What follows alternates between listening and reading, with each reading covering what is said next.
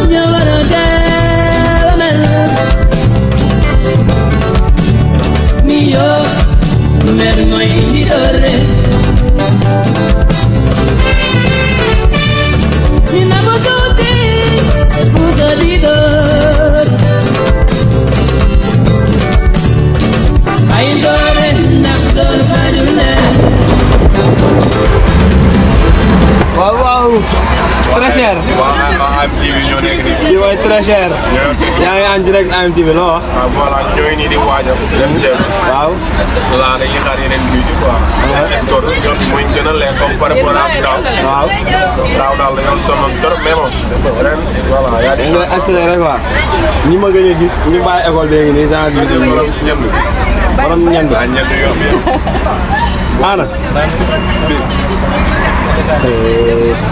mais xam nga la damay tuxu si quoi parce que gis ma nekk xale yooyu dañoo ñaaw. fële non sérieux xale yooyu dañoo ñaaw. ah fee non fii laay ñëw fee xale dañoo ñaaw. mais couple bi baax na ne ah. ah couple bi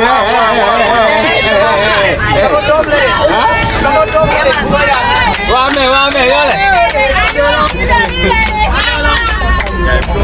ah da ngeen bëgg lu yomb dañuy tas groupe bi fee ñëw ñu ma nekk neexul dafa jee amul mais kenn code xam nga ay na émission ni eh Moussa bokkoo bi wàccal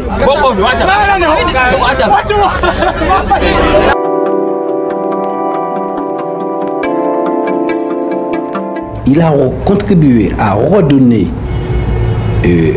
à l'Afrique son passé.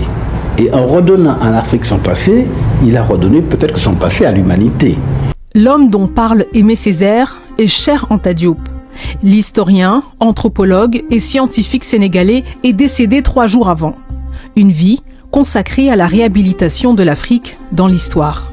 C'est lui qui défendra la thèse d'une Égypte antique africaine. Retour sur le parcours de Cheikh Anta Diop. Cheikh Anta Diop naît en 1923 dans le village de Tchétou, au Sénégal. Très tôt, il est envoyé chez un maître coranique, puis à l'école française.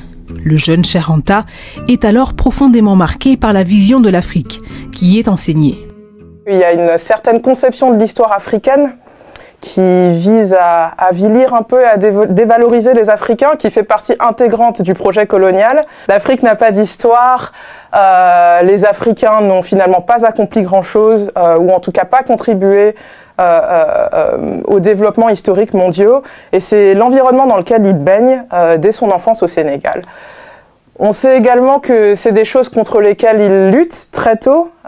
Par exemple, avant la fin de ses études secondaires, il s'attelle à l'élaboration d'un alphabet pour retranscrire les langues africaines. En 1946, Cheikh Anta Diop part poursuivre ses études en France, à la Sorbonne. Il se rêve en ingénieur en aéronautique. Et pour cela, il mène un double cursus.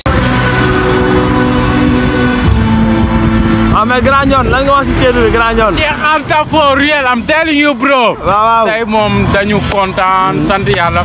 bon ça fait 10 ans qu'on le fait. metti na mais saa su nekk suñu engagement di gën di yokk xale yu ndaw yi ñuy àndal di ñu gën di motiver et tout ça loolu rek dafa am solo quoi parce que ay ndaw bu ñu nekkee ci réew dafa baax ñuy am ay référence ndaw bu nekkee ci réew amul wéeruwaay amul référence rek pour mu sànku day yomb moo tax at bu jot mu neex mu metti dinañ dem won leen ni yéenay kan fan ngeen bokk et tout ça def voyage metti na mais lépp ci xeetu sant yàlla lay doon benn instant ñuy ñaan yàlla suñu borom teg ñu ci yoonu jàmm ñuy ñëw ak jàmm peut-être wax bi ñu ci bëri dinañ ko yeggali ceedu incha allah tey daal amul luñ def lu dul bég daal. mais jigéen sooba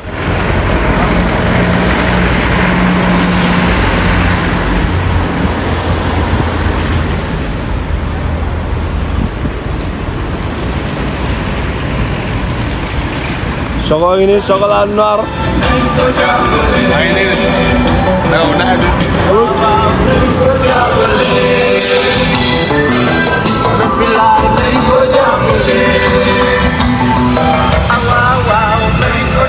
Ini DJ baa ngi noonu. waaw mais Assane. ñu ngi yoonu Kédougou de. du yomb de. Il se rêve en ingénieur en aéronautique. Et pour cela, il mène un double cursus en sciences humaines et en sciences exactes.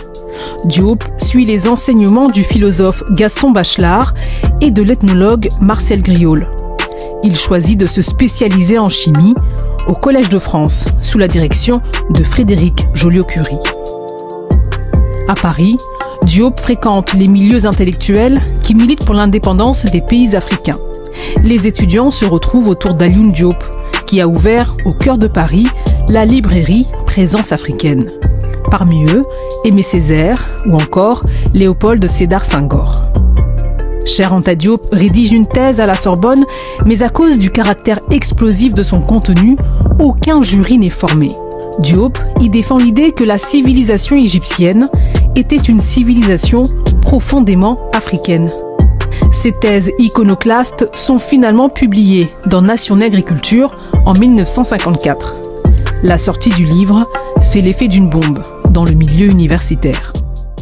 Il n'est pas le premier à apporter cette idée que les Égyptiens de l'Égypte antique étaient des Noirs africains. C'est un débat qui intervient relativement tôt, non seulement en égyptologie, mais également dans les écritures de philosophes grecs, qu'il reprend d'ailleurs à son compte.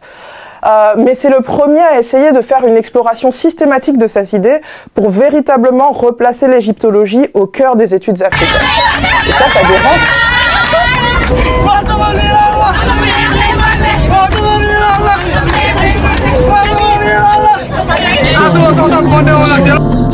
Cheikh Anta Diop. Je vais donc commencer par répondre à l'ensemble des questions. Le lien entre les peuples sénégalais et nigériens,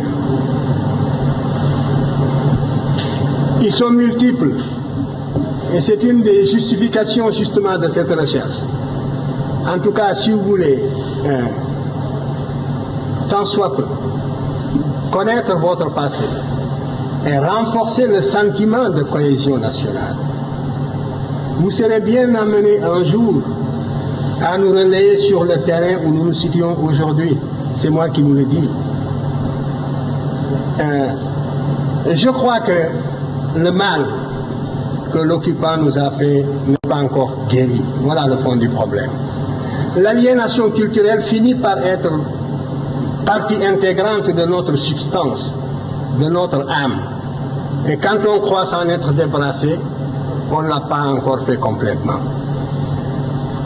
Souvent, le colonisé ressemble un peu, ou l'ex-colonisé même, ressemble un peu à cet esclave du 19e siècle, qui libéré va jusqu'au pas de la porte, et puis revient à la maison parce qu'il ne sait plus où aller. Il ne sait plus où aller. Depuis le temps qu'il a perdu la liberté, depuis le temps qu'il a acquis des réflexes de subordination, depuis le temps qu'il a pensé, comme appris à penser à travers son maître. C'est un peu ce qui est arrivé aussi à l'intelligentsia africaine dans son ensemble. Parce que, en dehors de quelques questions, toutes les questions que vous m'avez posées reviennent à une seule. Quand est-ce que les Blancs vous reconnaîtront-ils? Parce que la vérité sont blanches. C'est cela. Mais c'est dangereux ce que vous dites.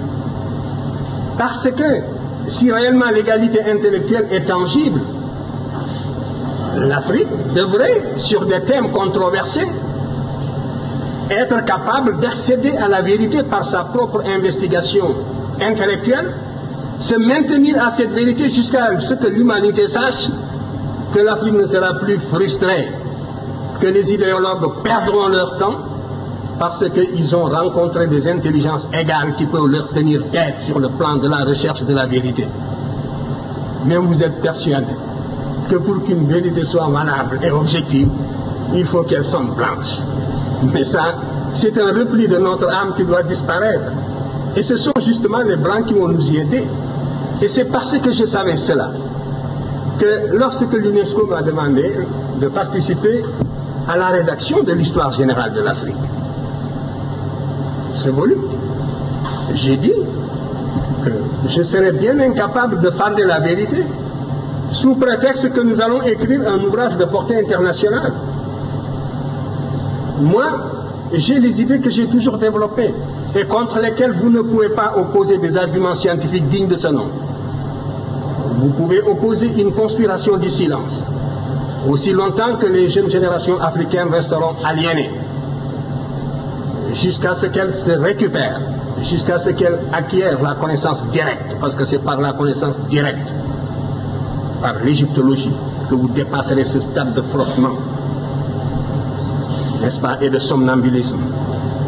Alors, donc, j'ai dit que de deux choses l'une, ou bien on prépare une rencontre de niveau international. C'est ce que j'avais proposé. Réunir l'égyptologie internationale au niveau le plus élevé. Et surtout tous ceux qui sont opposés à mes thèses. J'ai dit que du côté africain, je n'aurais besoin que de deux Africains, parce que ce sont les seuls qui, à l'époque, qui travaillaient avec moi et qui accédaient aux faits égyptiens par la connaissance directe. C'est très dangereux, la connaissance indirecte, parce que vous le voyez bien, vous n'arrivez pas à vous faire une opinion personnelle. Il faut passer par l'appui d'une autorité, et cette autorité vous refuse son appui pour des raisons idéologiques, et vous tournoyez. Donc, vous ne pourrez sortir du cercle vicieux que par la connaissance directe. Vous pétillez tous d'intelligence, mais il faudra accepter de fournir cet effort qui vous conduit à la connaissance directe, et nous en reparlerons. Alors, moi j'avais dit donc que je n'ai besoin que de deux Africains qui, avec moi, ont accédé à cette connaissance directe. Et donc, vous pourrez augmenter le volume de la délégation européenne et mondiale. Nous n'avons pas besoin d'être plus de 3. Alors, convoquez donc tous les égyptologues que vous voudrez, les plus acharnés contre nos thèses. Nous en débattrons en toute sérénité. Je vous garantis le climat de sérénité des débats. Les débats ne seront pas limités, ils dureront aussi longtemps que nécessaire, en Égypte même, au Caire. Et à la suite de ces débats, on rédigera un document de portée mondiale, de portée internationale. Et suivant la teneur de ce document, on saura de quel côté penche la balance. Si les conclusions de ce document me permettent de continuer, de participer, je participerai alors à l'ouvrage et j'utiliserai mes idées intégralement. Dans le cas contraire, je serai le premier à vous faciliter la tâche en me récusant. Vous connaissez la suite. Le colloque du Caire s'est tenu sur ma proposition. Toute l'égyptologie mondiale était représentée. J'avais dit aussi que nous, Africains, nous ne serions pas rapporteurs pour réaliser au maximum les conditions d'objectivité. Le rapporteur, c'était un professeur français qui était contre mes thèses aussi, vous le savez bien. Donc, et qui était professeur à Paris 8. L'égyptologie française était représentée par le professeur Vercouteur, qui était l'ancien directeur des antiquités de Nubie, qui était aussi le directeur de l'Institut d'archéologie orientale français du Caire, qui était le tutélaire de la chaire d'égyptologie à l'île 3, etc. Était représenté aussi par le professeur Sonneron, qui l'avait remplacé à l'Institut français d'archéologie d'Égypte, et qui était sûrement le plus apte à nous suivre dans les discussions linguistiques, justement. Et vous avez les débats, les conclusions dans le domaine linguistique, justement, du professeur Sonneron, qui est mort maintenant. Vous aviez le professeur Leclan, qui est devenu académicien depuis et professeur au Collège de France. Vous aviez le professeur Debono, qui était l'archéologue de la vallée du Nil. L'Amérique était représentée par Mme Gordon Chaké, le Canada par le professeur Chini, la Scandinavie par le professeur Serge Soderberg, qui était le directeur de toute la mission de toute la Scandinavie pour la sauvegarde des monuments de Nubie, etc., etc. Voilà, moi, et toute l'égyptologie égyptienne sur place aussi, au Caire et en Égypte, sont venus participer. Vous avez la liste des participants ici. Voilà le document qui est sorti de ces travaux. Oh, j'avais la page, voilà. Et voici, je vous lis une seule phrase de ce document. Pour tout le monde. Voici la conclusion générale des débats du Caire. La très minutieuse préparation des communications des professeurs Cheikh Anta Diop et Obenga n'a pas eu, malgré les précisions contenues dans le document de travail préparatoire envoyé par l'UNESCO, une contrepartie toujours égale. Il s'en est suivi un réel déséquilibre dans les discussions. Cette phrase est très claire. Cela veut dire que contre toute attente, un déséquilibre s'est produit dans les débats en faveur de nos thèses. et que les arguments que nous avons développés, la communauté scientifique qui s'est réunie là-bas n'a pas pu y opposer des arguments dignes de ce nom, bien que l'UNESCO ait pris toutes les dispositions à cet effet.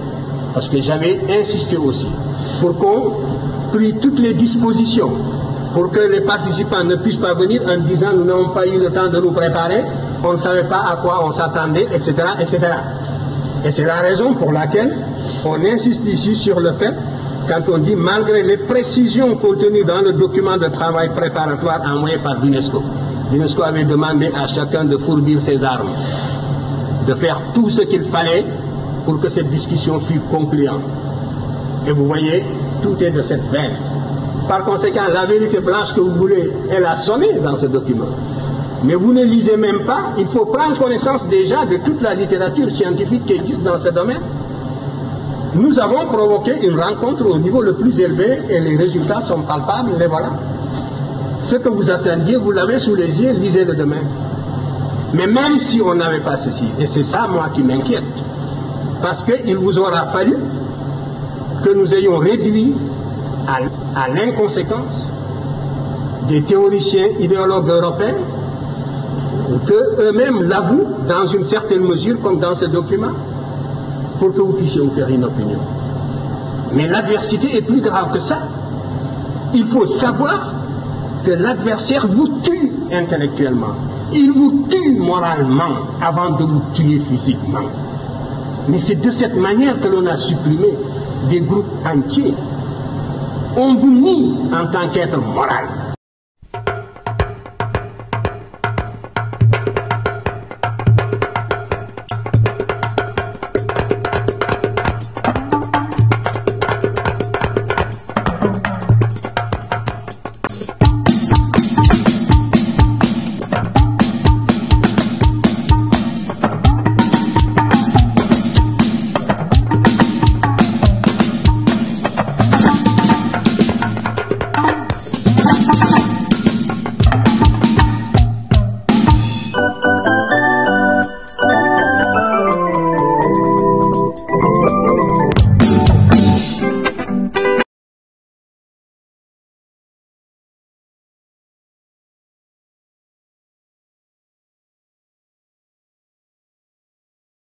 بسم الله الرحمن الرحيم اقتربت الساعة وانشق القمر وإن يروا آية يعرضوا ويقولوا سحر مستمر وكذبوا واتبعوا أهواءهم وكل أمر مستقر ولقد جاءهم من الأنباء ما فيه مزدجر حكمة بالغة فما تغني النذر فتول عنهم يوم يدعو الداعي إلى شيء نكر خش عن أبصارهم يخرجون من الأجداث كأنهم جراد منتشر مهطعين إلى الداع يقول الكافرون هذا يوم عسر كذبت قبلهم قوم نوح فكذبوا عبدنا وقالوا مجنون وازدجر فدعا ربه أني مغلوب فانتصر ففتحنا أبواب السماء بماء منهمر وفجرنا الأرض عيونا فالتقى الماء على أمر قد قدر وحملناه على ذات ألواح ودسر تجري بأعيننا جزاء لمن كان كفر ولقد تركناها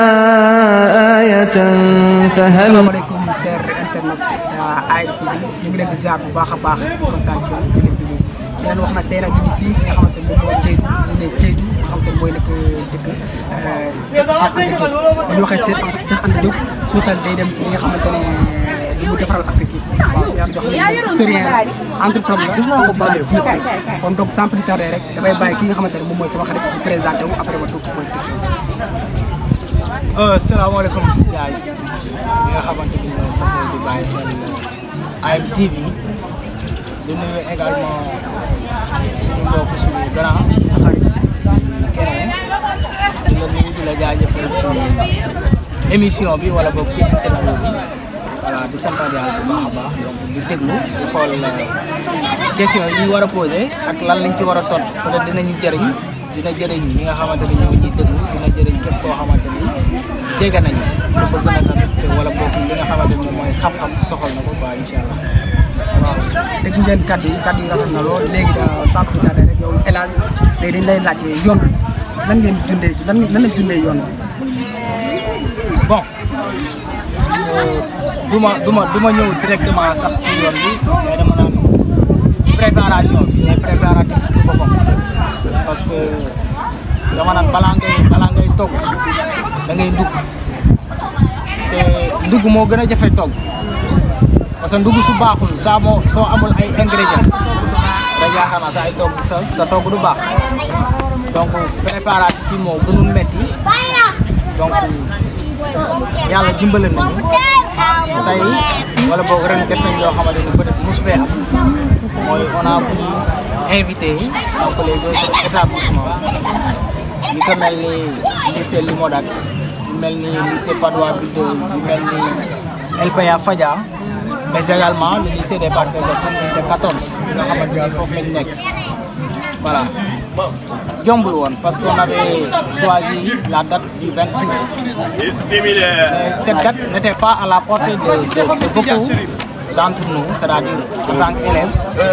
Date bi arrangé woon ñu bari parce que dafa sori woon weer bi tamit ci weeru koor bi la nekkoon aussi donc parents yu bari ak ay dépenses yu bari moo tax seen ay doom bëgg nañoo ñëw sorti mais amuñu woon assez de moyens donc pour ces nombreuses raisons-là on a voulu reporter la date ba tey le 7 mai 2022 choisir. alors comme ni nga ko waxee sànq rek gis nañ ne yaa ngi génn di kii di wax lycée mais est-ce que yéen doo leen commencé waat tam di demaat ci li nga xam ne mooy école privée yi parce que ñoom tamit yaakaar naa ñoom tamit boo leen waxee dina am ñi nga xamante ne ñoom dañ ci bëgg a participer quoi. c'est tout à fait normal parce que moom la ñu wax. C'est le discours qu'on avait tenu dans les salles de classe et dans les différentes écoles. Moi, que la connaissance, on ne doit pas la restreindre. Et même si on la restreint, si on essaie de la restreindre, ça ne peut pas passer. Xam-xam dafa yaatu, donc faa ñu yaatal. Donc ren peut-être li moom laa wax sànq mooy c'est une toute première ñu ci invité yeneen école yi. Mais déwén Inch'Allah avec une autre génération avec une autre équipe plus dynamique donc dinañ dem ci école privée yi dinañ dem ci école de formation yi dinañ inviter ñëpp même les parents d'élèves qui ont envie de découvrir ce village de Cheikh Anta donc dinañ am la possibilité quoi pour man loolu noonu ça ne sera pas. di suñu bàyyi di suñu lépp tey dinaa mën a wax ni li mu am ci ay at. wuute ko njëlul ndeyam ak njëlul baayam bari na lool te loolu lépp dara waral ko lu mel ni lii kon na leen leer ni yéen ñii tey dinaa mën a wax ni ay tuut tànk ngeen waaye kenn ku ci ne fa nga nekk yaa nga nekk ak sa baay yaa nga nekk ak sa baay nekk ak sa ndey mbaa nekkoog sa ndey nekkoog sa baay nga nekk ak sa nijaay mbaa nga nekk ak sa bokki bopp moom nag li mu nekk àll lépp ci àll bi rek la ko nekk ndax lan ndax bëggante yi kenn ku ci nekk mën a jëriñu ci li ko taxal di sol kon tey li ngeen góorgóorlu man nag kilifa diine ne fi nga xamante ni kilifa aada ne fi nañ leen di teele yi bu leen teelee yëpp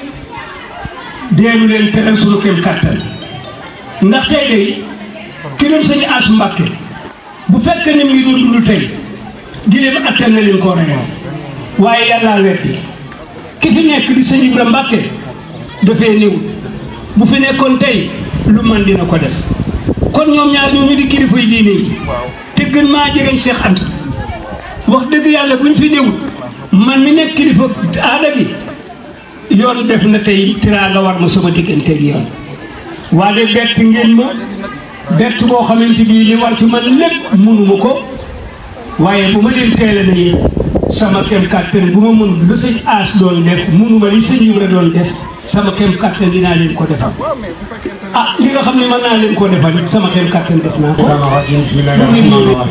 mbokk jullit yi maa ngi leen di siyaare tàmbalee ci chef de village di ko siyaare di ko gërëm ci teraanga ji nga ñu defal teraanga moom baaxoo nañ ci xam ak lekk ak naan waaye du teraanga jokk jooju mooy ab xol bu yaatu ci lay sant boo ko joxul lekk di sant sëñ As di ko ñaanal xam nekk yàlla ko yàlla xaroo àjjana di sant sëñ Abouloumé ak ñi mu àndal sang yu baax yi professeurs yi yéen ñëpp ñu ngeen di sant étudiants yi di leen gërëm ci pas-pas bi ngeen am bay ànd at mu jot di ñëw ndax loolu pas-pas a ko man am na ñoo xam ne mën nañoo tàmbali waaye mënuñoo àggale loolu nag da ngeen koo doon ci seen i maam ak seen i baay waaye fexe leen koo dindi ci seen bopp ndax du avancé am réew ak ñàkk fayda la ak yambare la ak yaafus la ak ñàkk jom la nit ki lu mu tàmbali yomb na lool waaye àggale moo jafe gis ngeen télé bi duñ ko tàmbalee léegi ñetti at ñeenti at nga xam ne ñu ngi bëgg a jeexal mandat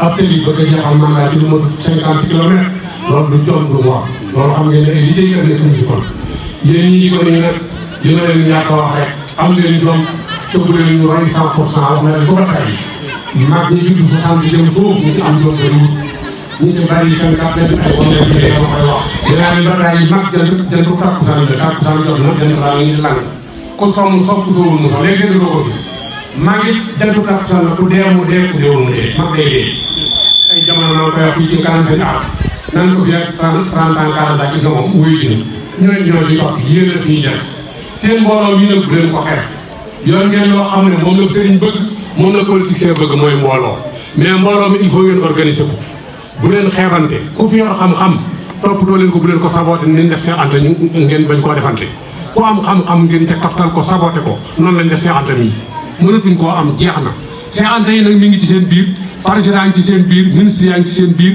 procureur yaa ngi ci seen biir bu ngeen ko xamee bu ngeen ko xamul ndax Macky Sall lee mu dem keneen lee mu dem yéen a fii ne loolu force la dafa war a nekk seen bopp yi ngeen bañ a wuti alal ak garab yu bari yi ngeen di garab jëru ko jàng leen rek ndax ñii fi ne mun leen leen a yar mag bu yàqoo ko ne mënu koo yar te mag ñu yàqu lan réew nañ soxor nañ iñaan nañ bon nañ loolu nag il faut ngeen am fulla kon ci seen bopp seen mbooloo mii yéen a xam ngeen def ay groupe préparé seen bopp def ay xaw ma WhatsApp la xaw ma yii ngeen di def man di ci waxtaan ndax ëllëg yéen ñii yéenee doon ministre yi boobaa di ngeen soxla mbooloo mi su boobaa nag ku ci jógewut ci mbooloo mi da nga mën a woo mbooloo mi xam ne ñi kat yaa ngi ñëw yéen a bokkoon daan leen tey yéen a bokkoon ay xalaat su boobaa bu ngeen ko jëlee. Un autre philosophe du nom de Étienne de la Boétie lui il est français il a écrit un discours comme ni ñu ko defee léegi mais un discours qui porte sur la servitude volontaire mooy nit koo xamante ni dañ lay noot si noot bu ñu la noot yow nga kontaan xam nga tey ñàkk jom weesuwul